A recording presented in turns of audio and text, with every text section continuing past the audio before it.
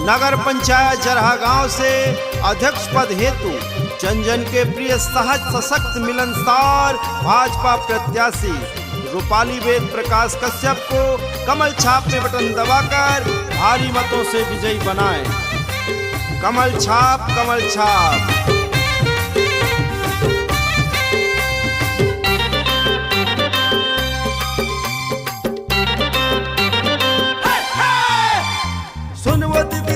भैया सुनज सुनज सुन, सुनव दीदी सुन ग भैया सुनज सुनज सुन।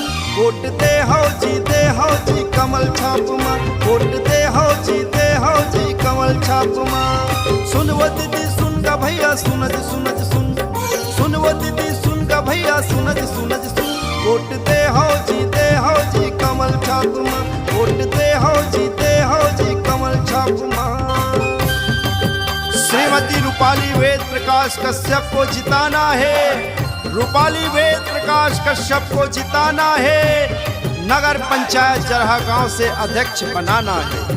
तो याद रखो भैया हो, कमल छाप में बटन दबाना है, कमल छाप में बटन दबाना है। भारतीय जनता पार्टी ला जिताना है, भारतीय जनता पार्टी ला जिताना है।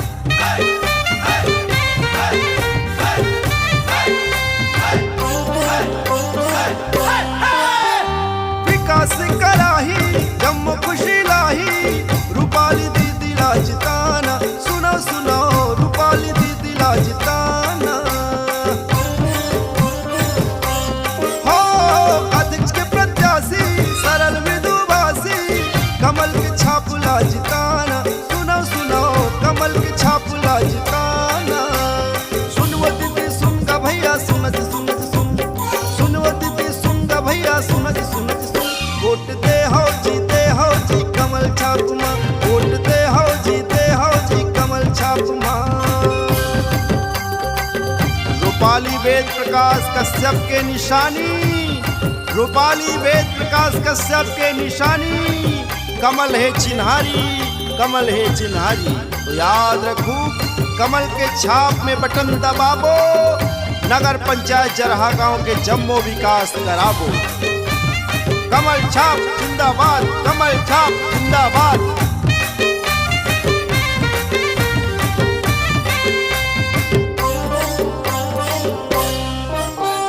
सुविधा ला दे भैया, सुन ले दीदी भैया, रूपाली दीदी सबले बड़ी हा। सुनो सुनो रूपाली दीदी सबले बड़ी हा। हो कोनो जन भुलाहू बटन दबाहू, कमल के छाप ला जितैहा। सुनो सुनो कमल के छाप ला जितैहा। सुनव दीदी सुन ग भैया सुनज सुनज सुन, सुनव दीदी सुन ग भैया सुनज सुनज सुन। वोट दे हो जी कमल छाप मां, वोट दे हो जी कमल छाप मां। सुनव दीदी सुन ग भैया सुनज सुनज सुन, सुनव दीदी सुन ग भैया सुनज सुनज सुन। वोट दे हो जी कमल छाप मां, वोट दे हो रूपाली वेद प्रकाश ला, वोट दे हो रूपाली वेद